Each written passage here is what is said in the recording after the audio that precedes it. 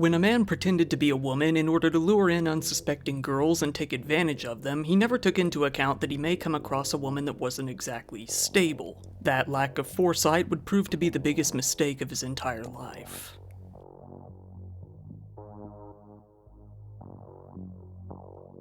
This fall, you've got places to be, and ideally you don't want to be in a kitchen all evening. So you might as well leave the meal planning and grocery shopping to HelloFresh. With the quick and easy recipes and 15-minute meals delivered right to you, you'll save on a lot of time and hassle. With HelloFresh, you know you're getting top-grade food because it comes from the farm to your door in less than 7 days. Now, if you're like me and feel hungry all the time, go ahead and add some snacks, breakfasts, or quick lunches to your order. Simply go on the HelloFresh market and take your pick from what you'd like to add to your box. HelloFresh saves me a lot of time by giving me both ingredients and ideas that I normally wouldn't have had. This week I decided to go for the sweet chili pork and cabbage stir-fry. This meal is a personal favorite of mine. It only takes about 15 minutes to make and it tastes great. Very filling too. Give this one a shot. So to get a special deal, go to HelloFresh.com and use code 50DireTrip at checkout for 50% off plus free shipping. Once again, go to HelloFresh.com and use code 50DireTrip at checkout for 50% off plus free shipping. Or just check out the link in the description below. Sapporo, Hokkaido, the most northern part of Japan for those who have never been. It's a place I love, a place that I've visited many times personally. It's a great spot for tourists, known for its snow and the amazing sculptures people build from it. I've never personally seen anything too crazy going on up there. That's part of what led to my complete surprise upon hearing about this case. But hell, even if you've never heard of the place, it's a bizarre story all on its own. So let's start from the beginning. Osamu Tamura was a studious kid growing up. Along with his studies, he really loved music. He played a guitar, joined a band, and even stayed in a band after he graduated from school and started working. He ended up becoming a psychiatrist, moving on to becoming the head of the psychiatric department at a general hospital. He was known for his good character. He was very active in volunteering, he would advise people on how to handle heavy debt, and he often gave lectures on the dangers of overworking. Osamu had met and married a woman named Hiroko, who worked part-time at a beauty parlor. She was a manga artist as a hobby, even showing her work at various conventions geared towards independent artists. In 1994, their daughter Runa was born. Runa had a rough time growing up, with neighbors saying that she often struggled in school and stayed fairly reclusive. Classmates said that she was often made fun of for, quote, looking like a cartoon character. On one occasion in the 5th grade, after being made fun of, she pulled out a box cutter and chased a classmate around the room. Other classmates managed to step in and break up the fight, but she ended the confrontation by saying, "If this happens again, I'll kill you." From that point onward, her classmates went from looking down on her to being outright afraid of her. Runa's social life was damaged just that much more, virtually being shut off from any and all kind of human contact at school. It seems that she was forced to seek out psychiatric treatment at a hospital at some point. Because of this, she was always very coddled by her parents. While she seemed to really respect her father and remained pretty quiet in public, she was often treated as the queen of the castle when within her own home. Runa didn't really have any friends, so naturally she never married. In fact, she was stated to have hated men, knowing that she was gay or at the very least bisexual from a very young age. When getting into her 20s, Runa decided to start and try socializing more, first online, then possibly in person. She began talking to a fellow lesbian online named Tomo, or at least she thought she was. The person she knew as Tomo was actually 62-year-old Hiroshi Una, who also lived in Sapporo. He had a wife and 2 kids, lived a quiet life, and was even a respected member of his HOA. Hiroshi was not the great person he made himself out to be, though. One of his kids was often ill, but instead of helping, Hiroshi would go out on nights and weekends and leave his wife to deal with all of it on her own. The truth was, he was having fun leading a secret life on the side. He presented himself as a woman much younger than himself online, using a combination of makeup and filters to get the job done. Hiroshi was actually known within the red light district of Sapporo, on weekends at least, as Tomo-chan the crossdresser. Before you get all up in arms, the cross-dressing wasn't actually a part of his sexual identity. His intentions with his presentation were calculated. He had a different purpose. According to those who knew him, the people who called him a friend, the first reason was mainly financial. By dressing as a woman, Hiroshi was able to enter bars and clubs with much cheaper of an entrance fee and even receive free drinks from male patrons throughout the night. The second reason was that, well, he got off on it. More than an identity sort of thing, it was a fetish. And then the third reason was much more sinister. Hiroshi felt that, by pretending to be a fellow woman, he could get women to let their guard down around him, open up to him, and, if he were lucky, agree to hang out with him in private. It seems that he actually made friends with women at the clubs who would often let him walk in as part of their group. Hiroshi then, if he actually managed to hit it off with a woman, would often go to some sort of hotel with them. Club-goers have said that this was usually for some sort of fetish play. On many occasions, though, Hiroshi's contact was less than consensual. He was banned from several clubs for pestering women, trying to kiss them, or groping them while they were passed out drunk. He had even been banned from some public baths for peeping. This brings us up to a disco night event at a club in Susukino, the red light district. This is where Runa decided to meet up with the person she knew as Tomo after talking online for quite some time. In a video taken by another clubgoer, Runa was seen hugging Hiroshi and pulling him in to talk to him, all while he stroked her hand. This is believed to be the first time that they met, although it's speculated that they talked online for quite some time before. They then laughed and danced together. Given Runa's dislike of men, she very likely didn't notice that Hiroshi was a man during this first meeting, and it seems he didn't put forth any effort to make it clear either. With the dark, loud environment, it was the perfect place to hide his identity during their first meeting. In other shots taken by patrons, Runa's father, a now 59-year-old man, is seen awkwardly standing there at the club as well, mainly just wandering around. At some point, he and Runa left together, but Runa and Hiroshi kept in touch, talking more online. Soon after, Hiroshi sent a text out to his friend saying that he had met a beautiful woman in the club that he was now dating. It's believed that at this point they weren't actually dating and he was more than likely just exaggerating to be a bit of a brag. Then, Runa decided to meet up with Tomo once again, this time going to a restaurant together in Susukino. One thing led to another and, when the two were alone, Hiroshi dropped the act and violently forced himself on her. Finding out that she had been tricked only added insult to injury. Runa was left feeling traumatized, humiliated, and very, very angry. She quickly went home and told her parents what had happened. Angry, Osamu and Hiroko called Hiroshi themselves, demanding that he never have contact with their daughter in any way ever again. In exchange, they said they wouldn't contact the police. This agreement did not last. Within 1 month, Hiroshi was once again hitting up Runa's social media, trying to arrange another meetup. Again, Runa told her parents. This time, they weren't willing to let the whole thing go as lightly as they had before. In fact, they were skipping the whole call the police step entirely.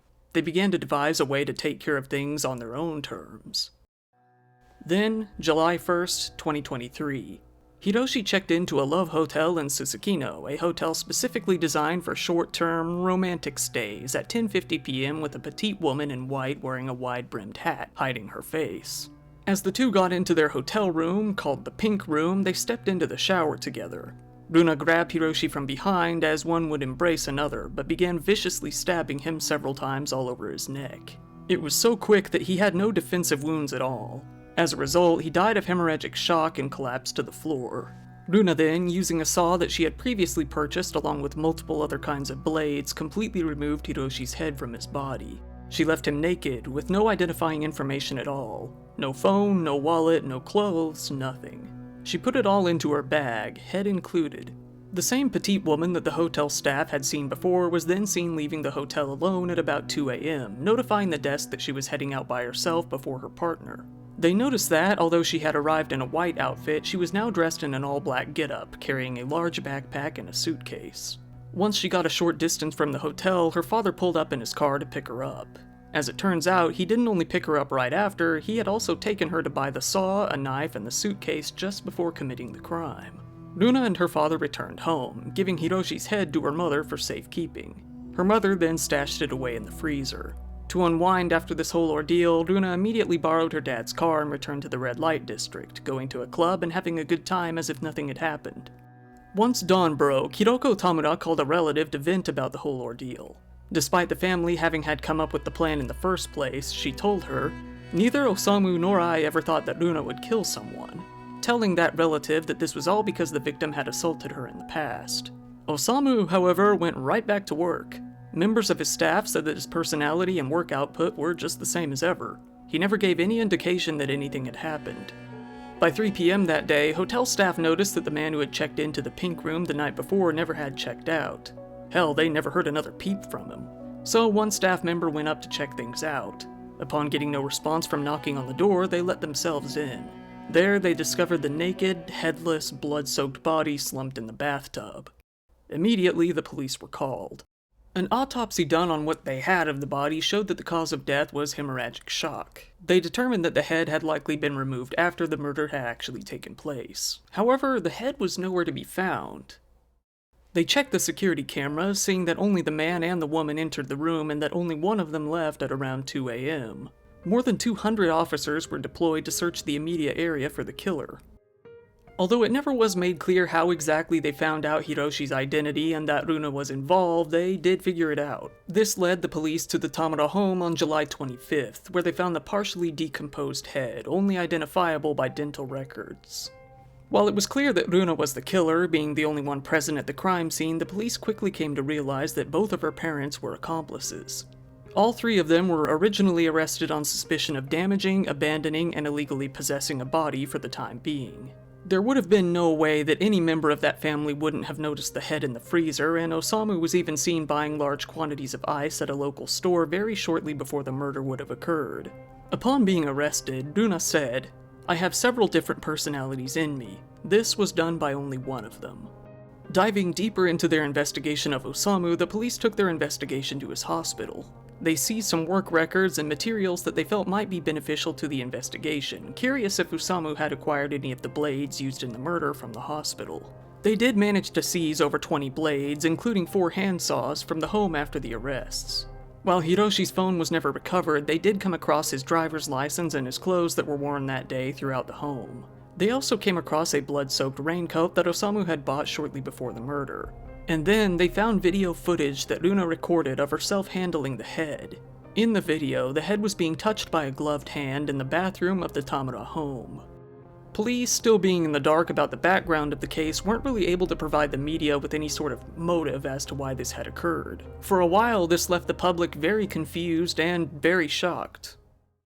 Soon after, the director of Osamu's hospital gave a statement that the hospital staff had no information about the incident and that they were just as shocked as everyone else, adding that they were more than happy to help out the police.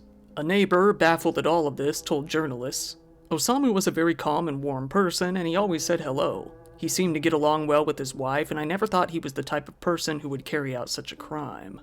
A colleague of Osamu's also said, "He was a serious and dedicated doctor. He takes part in social activities and always takes the side of vulnerable people, such as those who had gotten into debt." Osamu, to his lawyers, said that his daughter had always collected knives as a hobby, but he never imagined things turning out like this, even though he was part of the imagination that made this whole thing happen. Eventually, people who knew either the Tamura family or Hiroshi were able to put the pieces together and reveal what had actually happened. Over time, these details leaked out to various bloggers and journalists online.